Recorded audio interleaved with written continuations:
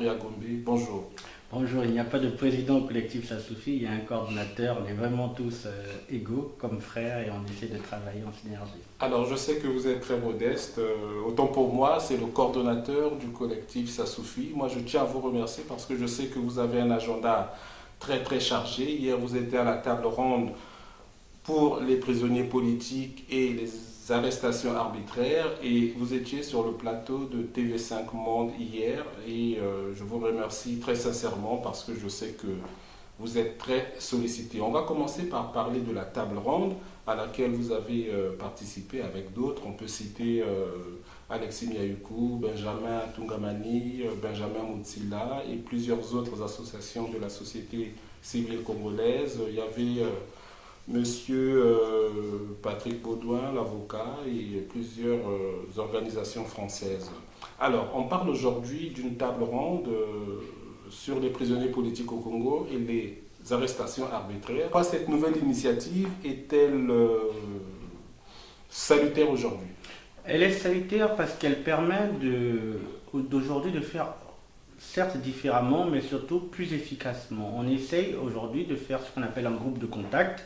Donc un groupe de contact, ça nous permet aux associations, en tout cas congolaises, qui travaillaient sur la question de manière parfois isolée, la question des prisonniers, de rassembler, de faire un état des lieux des connaissances, donc de ce que l'on sait, pourquoi ça se passe comme ça, et de communiquer cette connaissance à nos partenaires français qui peuvent eux aussi apprécier la situation et ainsi ensemble essayer de décider d'une stratégie d'action afin d'obtenir le résultat que nous espérons tous, la libération et l'amélioration du système judiciaire congolais. Alors, hier, on a, c'est vrai, fait le focus sur plusieurs personnalités congolaises, mais quand on parle de prisonniers politiques et d'arrestations arbitraires, est-ce qu'on peut évaluer le chiffre exact des personnes qui sont aujourd'hui en Bastille au Congo-Brazzaville? Oui, il y a un premier travail qui avait été fait par l'OCDH qui justement parlait autour de 300 à 600, donc la fourchette c'est 300, 600 prisonniers politiques qui sont dispersés dans la République.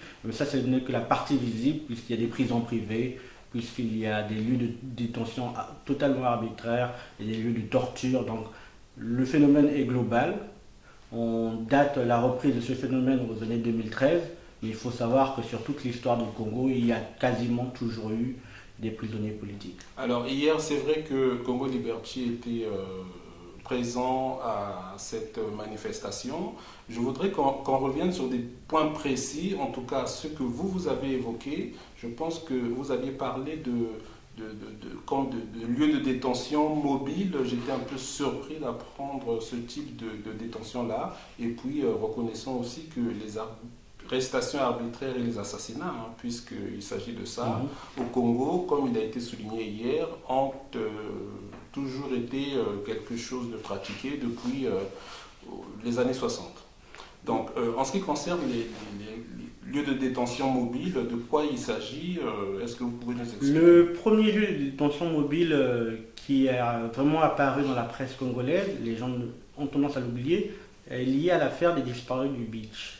Dans cette affaire des disparus du Beach, il est aujourd'hui admis que les disparus ont été mis dans un conteneur, séquestrés dedans, torturés, et à l'issue de la torture, ce conteneur a été jeté dans le fleuve. Donc nous sommes là avec un lieu de détention qui est un conteneur. Et la particularité d'un conteneur, c'est qu'on peut le prendre avec un camion, le mettre sur un camion, le déplacer, le changer de lieu, quasiment à volonté. Donc c'est un lieu de détention arbitraire qui n'est enregistré nulle part et qui à tout moment peut faire l'objet d'une disparition lui-même en tant que lieu de détention. Donc il peut être détruit par celui qui l'utilise. Donc c'est vraiment l'une des particularités, mais la première fois qu'on l'a vu apparaître, c'était au moment des disparus du Beach, et on a eu des échos que dans la banlieue de Kinkala, à certains moments, pour torturer des prétendus ninjas, ce qui nous sert aujourd'hui de forces armées congolaises utilisaient ce genre de lieu. Alors, on a aussi beaucoup parlé d'un confrère, on va l'appeler comme ça, Monsieur Gis Ndombe, dont vous avez des informations. Oui. Est-ce qu'aujourd'hui, bon, il y a le cas de Gis Ndombe, il y a aussi un huissier de justice, Monsieur Moutou, je crois, qui est en Bastille depuis plusieurs années. Et vous pourrez nous parler d'autres cas, mais est-ce que vous pouvez faire un petit focus sur ces deux personnalités-là? Pour Monsieur Moutou aussi, c'est une détention qui date depuis 2013. Il avait été arrêté dans la vague des arrestations des partisans de Maître Martin Bemba. Il a fait l'objet de torture, il a fait l'objet de séquestration. Aujourd'hui, il y a eu quand même un rapport de l'ONU, d'experts de l'ONU qui demandait sa libération. On n'a pas eu d'écho de la part de l'État congolais d'une annulation de la peine et d'une révision de la procédure. Donc nous considérons aujourd'hui qu'il est toujours en fait sous le coup d'un mandat de dépôt et d'arrestation. Nous avons le cas de Gilles Fortinet-Dombé, qui est un journaliste, qui est arrêté pour un article de presse qu'il avait commis et une transcription des vœux du pasteur Toumi dans son journal. Il a fait l'objet d'une séquestration sans voir le jour, c'est-à-dire sans voir la lumière du jour, durant près de 5 mois, et dans une cellule où il n'y avait pas de lieu d'aisance, c'est-à-dire qu'il n'avait pas accès à des toilettes. Et suite à ça, ce rapport a été fait, justement, il faut le saluer, par les organisations de la société civile congolaise résidentes, donc celles qui sont au Congo, notamment je salue Joe Washington Ebina qui justement a fait ce rapport de la situation de M. Fortuné Dombé, et justement là, 5 mois sans voir la lumière du jour, sans lieu d'aisance, sans quasiment de contact avec l'extérieur. Nous sommes très inquiets sur la santé de M. Gilles Fortuné Dombé, et le rapport dit qu'il risque de porter des séquelles à vie de cette détention vraiment lourde qu'il subit. Alors, je sais aussi que, en tout cas pour Congo Liberty, vous êtes un référent en ce qui concerne toutes les arrestations arbitraires. Il y a aujourd'hui les avocats congolais qui sont en grève et il y a 1 ou 2 avocats qui ont été arrêtés. Est-ce que vous pouvez nous en dire un mot? Il y a un avocat principalement qui a été arrêté, c'est Maître Steve Ban, qui est un jeune activiste qui défend en fait le droit parce qu'il a été formé comme juriste, qui n'admet pas l'arbitraire et la multiplication de l'arbitraire dans son pays, et donc dans le sillage de la manif de fin novembre organisée par le FOCADDC composant J3M, a été raflé non seulement dans son cabinet, ce qui viole la première loi du Congo qui dit que le cabinet d'un avocat et son lieu d'exercice est inviolable, arrêté hors de la présence du bâtonnier, ce qui est une deuxième violation, agressé par des gens quasiment cagoulés et anonymes, et actuellement dans un lieu de détention quasi arbitraire, puisqu'il est à la DGST et non pas dans une prison classique normale du régime.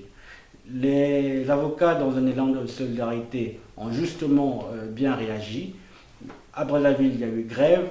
À Pointe-Noire, il y a eu début de grève au départ. Il y a eu réunion dans un tribunal qui a été dispersé par la police, ce qui est encore plus arbitraire.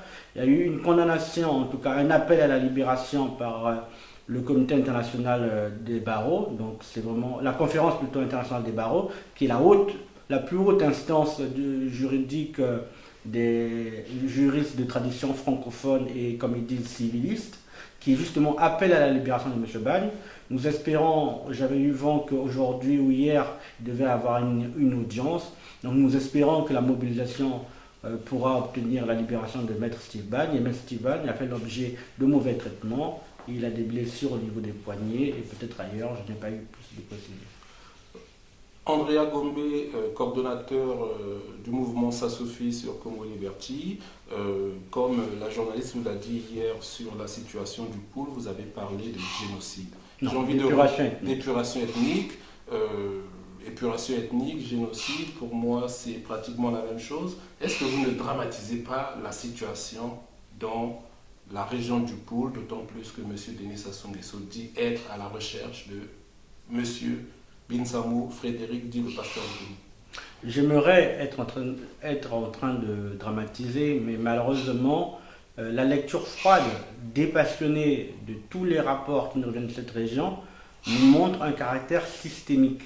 C'est-à-dire le caractère systémique, c'est des faits qui semblaient aléatoires, quand on les met un à un, juste à poser, montrent une méthodologie, une façon de faire, une façon de tuer, une façon de rendre invivables les lieux anciennement habités afin de déclencher ce qu'on appelle un déplacement massif de population. Donc, quand une armée, déjà, qui ne devrait pas être dans une opération de police y est, quand il y a bombardement, quand il y a systématiquement des arbres fruitiers qui sont coupés, des villages qui sont brûlés, des femmes qui sont violées, des jeunes hommes qui sont tués, nous avons là déjà quelque chose comme en filigrane qui montrent qu'il y a quelque chose qui se passe. Et ensuite, quand les premiers témoignages de victimes remontent et que, pour le cas le plus patent, le plus célèbre que je mets vraiment en avant, le cas du soldat Jugal Mayangi qui est à Brazzaville, simple soldat de l'armée congolaise, qui se fait arrêter par ses confrères simplement du fait qu'il serait issu du pool, on est déjà dans une qualification ethnique. Et en plus de cela, pendant l'acte de torture, on lui signifie par ses tortionnaires, vous les Bakongo, on va vous exterminer. C'est consigné, c'est dans un rapport, et ce n'est que lui comme cas le plus visible, mais il y a plusieurs vexations, plusieurs systèmes de vexation qui sont motivés par un biais ethnique, par les détenteurs du pouvoir. Donc nous sommes en face, malheureusement pour moi, devant une pathologie qu'on appelle une épuration ethnique. Andrea Gombe sur Congo Liberty, il y a une autre affaire dont on ne parle pas beaucoup, c'est celle que j'appelle moi l'affaire Doukaga et les étudiants congolais. Alors, est-ce que vous pouvez aujourd'hui nous expliquer exactement ce qui se passe? Ce qui s'est passé plutôt, c'est un étudiant, M. Omet Mabiala, a été torturé. Déjà, il a été invité au domicile de la ministre. Déjà au départ, c'est parce qu'ils sont tous issus à peu près du même coin. Il y a une espèce d'amicale, les ressortis sont d'un coin. Et donc, sur ce motif, il est invité. Donc, il se rend tranquillement à cette réunion et il se fait attraper par deux sbires. La ministre étant assise en train de siroter un whisky d'après le récit des événements, et il se fait torturer, tabasser par deux sbires de cette dame-là. Et suite à cela, il essaie de se pourvoir en justice, il est obligé de se cacher. Les amis qui ont essayé de gérer son cas sont obligés de se cacher. Donc à un moment donné, même sa sécurité physique n'étant plus assurée, nous sommes en face de l'impunité et de l'arbitraire dont on parle. Voilà. Alors vous êtes sur Congo Liberty, nous recevons aujourd'hui M. Andrea Gombe, coordonnateur du collectif Ça suffit. Alors, M. Denis Sassou Nguesso est à Paris, on l'a vu reçu par le président Emmanuel Macron. Qu'est-ce qui fait, malgré tout ce que vous décrivez sur le régime de M. Denis Sassou Nguesso, qu'il fasse encore partie en guillemets des grands, c'est-à-dire qu'on l'a vu à Abidjan assis à côté de Mme Merkel, on l'a vu à l'Élysée avec M. Emmanuel Macron. Est-ce que cela veut dire que vous, activistes congolais, ne faisiez pas suffisamment votre travail pour informer la communauté internationale, ou est-ce que finalement cette communauté internationale-là est complice?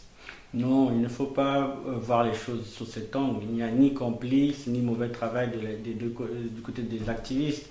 Il y a simplement une capacité d'un homme à ruser, à aller acheter des postes qui pour lui permettre d'ouvrir certaines portes, de faire taire les oppositions de ses homologues présidents de la République africaine afin d'obtenir des positions. Donc nous pouvons dire que pour la réunion où il apparaît avec Merkel, il ne vient pas en tant que président du Congo, mais en tant que haut responsable, commissaire, je ne sais même plus le titre, pour la Libye. Et c'est comme ça qu'il arrive à se glisser dans cette réunion, puisque, évidemment, comme il est le rapporteur pour l'Union africaine sur la question de la Libye, et que là, on parle de la Libye, ben, les autres présidents africains lui ont donné ce qu'on appelle le plateau, ben, c'est lui qui est là physiquement. Mais ça ne veut pas dire qu'il est là en qualité de président du Congo. Et après, il a bon jeu, en bon dictateur, de jouer sur cette image. Même chose pour le sommet avec Emmanuel Macron. Il vient en qualité de porte-parole, s'il vous plaît, de porte-parole de la commission climatique du bassin du Congo, d'où son petit sommet juste avant pour faire taire tout le monde et dire c'est moi qui vais prendre le plateau et y aller. Et du coup, quand il est reçu, c'est le porte-parole qui est reçu. Et M. Macron, le président Macron, dans sa réunion pour le climat, il ne pouvait pas ne pas recevoir le porte-parole du deuxième poumon vert de la planète. Donc c'est ce jeu avec l'image, c'est ce jeu avec les symboles qu'il sait faire, qu'il sait très bien faire depuis plus de 40 ans de métier. Il faut lui reconnaître ça, et ce n'est que, comme on dit en sport, bien joué. Voilà. Et est-ce que, comme d'autres Congolais commencent à le dire, vous considérez que c'est une humiliation qu'un président en exercice, après illégitime ou pas, se soit rendu rencontrer le ministre des Finances dans ses bureaux à Bercy? Est-ce que pour vous, c'est normal, c'est pas normal? En tout cas, beaucoup pensent protocolaire qui, normalement, n'aurait pas dû se faire comme ça. C'est pas le genre de débat que le collectif Ça Suffit aime soulever, mais pour y répondre franchement, je n'ai pas eu écho que la réunion ait eu lieu, malgré l'article non signé de RFI qui le mentionne. C'était quand même sur leur site. Mais article non signé, il y a des choses qui, nous, dans notre expertise, nous montrent des choses. Une source anonyme, article non signé, ça commence à faire beaucoup. La source que nous avons eue, c'est que la réunion n'a pas eu lieu au niveau de Bercy, que c'est M. Darmanin qui s'est déplacé à l'hôtel le Bristol pour voir M. Sassou Nguesso, et un peu contraint, puisque lui-même étant, c'est pas le vassal, mais le N-1 de M. le maire, donc c'est lui qui s'est tapé la corvée. Il est moins connu, il est plus discret, il a pu rentrer au Bristol sans soulever les radars congolais, et donc voilà. Puisqu'on parle du Bristol, on a vu des activistes congolais que vous connaissez bien, les indignés du 242. Il y avait aussi d'autres compatriotes devant le Bristol en train d'hurler Sassou assassin, Sassou n'a pas gagné les élections. Mais moi j'ai aussi constaté qu'il y avait juste une poignée d'activistes. La question c'est de savoir est-ce que la diaspora congolaise ne fait pas finalement trop de bruit et quand il faut agir, on ne voit que les indignés du 242. Oui et non. Là, on est vraiment en face de ce qu'on appelle, en tout cas dans le langage technique des militants qui font de la lutte, à de la spécialisation militante. Les indignés de 242 ont une spécificité, une spécialité qu'ils savent faire. Vous dites qu'il n'y avait que 15 personnes, mais il y a eu des millions de vues. Donc là, on est dans ce qu'on appelle la capacité à démultiplier l'événement. Non seulement on a multiplié, puisqu'ils ont, si ma mémoire ne me trompe pas, un article sur Libération qui fait mention. Vous avez un autre article sur Africa Post qui en fait mention. Nous-mêmes, dans nos réseaux de la communauté congolaise, nous en faisons mention. Et même TV5 a utilisé cet élément comme un élément illustratif de ce qui s'est passé. Donc, à 15, ils ont touché des millions. Et en cela, chapeau au président Nitou et à tous ceux qui l'accompagnent derrière lui. Donc, nous n'avons pas besoin d'être les plus nombreux dans la rue. Nous avons besoin de frapper là où ça fait mal. C'est la nouveauté de la lutte. C'est les nouveaux modes de revendication qui commencent à pulluler. Et on peut voir qu'un petit MeToo sur Twitter a fait des millions de vues et a soulevé des questions sociales dans plein de pays. Donc il faut s'adapter aussi à une réalité de la vie européenne qui fait que tout le monde, à tout moment, ne peut pas être sur tel ou tel point. Mais on doit être capable, nous en tant que diaspora, de devenir de plus en plus solidaires, à se compléter et à s'entraider. Quand les indignés font quelque chose d'excellent, de magnifique, on doit être en support, en complément, en appui, et voilà. Andrea Gombe sur Congo Liberty, vous avez plusieurs casquettes, vous êtes beaucoup sollicité, vous êtes aussi, là vous n'allez pas me contredire puisque je fais partie de l'association, président de l'association citoyenne de solidarité du Congo-Brazzaville. On en parle pourquoi? Parce que l'association avait lancé un appel aux dons pour l'achat de kits scolaires en faveur des enfants orphelins victimes de la guerre du Poul et on attend que vous nous donniez officiellement les résultats. Oui, déjà remercier tous les donateurs, toutes les personnes qui ont simplement partagé l'information, remercier le média partenaire donc Congo Liberty, Jana TV et tous les autres qui en ont parlé. Cette opération nous a permis de collecter plus de 200 kits qui ont été intégralement distribués aux enfants. Donc les enfants orphelins ont pu faire leur entrée scolaire grâce à votre générosité. On ne vous remerciera jamais assez. Il y a encore plein d'actions à venir où on reviendra vers vous solliciter encore votre générosité. On demandera aux gens d'encore plus se mobiliser parce que nous pensons que pour reconstruire le tissu social congolais, il faut passer par là, par une capacité de solidarité active et militante. Et je voulais souligner là qu'il y a aussi une opération qui se déroule, celle du mouvement Ras-le-Bol sur le terrain. Ça s'appelle le Noël du Poul. Donc nous invitons évidemment tous les Congolais de partout où ils sont, en Europe, dans le pays, dans l'arrière-pays, partout, de toute origine, de toute couleur, et même les amis du Congo, à contribuer pour cette action qui est forte, le Noël du Poul, pour offrir à ces enfants déplacés un Noël, un joyeux Noël. Donc il reste, je pense, une dizaine de jours d'ici à Noël, donc voilà, faites-le vite. Alors Andrea Gombe, pour terminer, j'aurais aimé aussi aussi que vous parliez de la campagne On ne vous oublie pas. Où est-ce qu'on en est, puisque vous avez été avec l'OCDH et d'autres les initiateurs de cette campagne. De quoi s'agit-il? Est-ce que vous pouvez le rappeler à cette occasion? Il s'agit chaque vendredi sur la page de l'OCDH, la page Facebook de l'OCDH, de mettre en lumière un prisonnier politique pour qu'on ne l'oublie pas. Et on invite tous les citoyens à imprimer l'affiche, à la partager et à la coller dans un lieu public, partout où il se trouve, de coller cette affiche afin de susciter la question, d'informer un plus large public au-delà des cercles d'initiés, d'habitués de la politique congolaise, afin de rendre ce sujet populaire et vraiment de permettre aux prisonniers, en sachant qu'on pense à eux, de tenir. Où nous en sommes, hier il y a eu sur le plateau TV5 le lancement international de cette campagne. La table ronde y participe et va accompagner ce processus. Il y a une pétition qui tourne toujours, donc on invite tout le monde à la signer. Il y a les affiches qui sont là, on les invite à imprimer. Il y a vraiment tous les kits, tout le nécessaire est consultable sur la page Facebook de l'Observatoire congolais des droits de l'homme et tout est expliqué vraiment de manière très pédagogique et très claire. Andrea Gombe, nous allons terminer notre interview. C'est vrai qu'elle est passionnante, on a envie de passer plusieurs heures avec vous, mais il y a moi quelque chose à laquelle j'aimerais que nous discutions. Hier, sur le plateau de TV5, vous aviez dit que une autre génération était prête à gérer le Congo. Est-ce que cette génération-là, elle est vraiment prête? Est-ce que vous-même, vous êtes prêt? Elle est prête parce qu'elle est passée par le feu, elle est passée par l'eau, elle est passée par le sang. C'est parce qu'elle est passée par le sang qu'aujourd'hui, non seulement elle se sent prête, mais elle exige de ses aînés de permettre au Congo de vivre autre chose.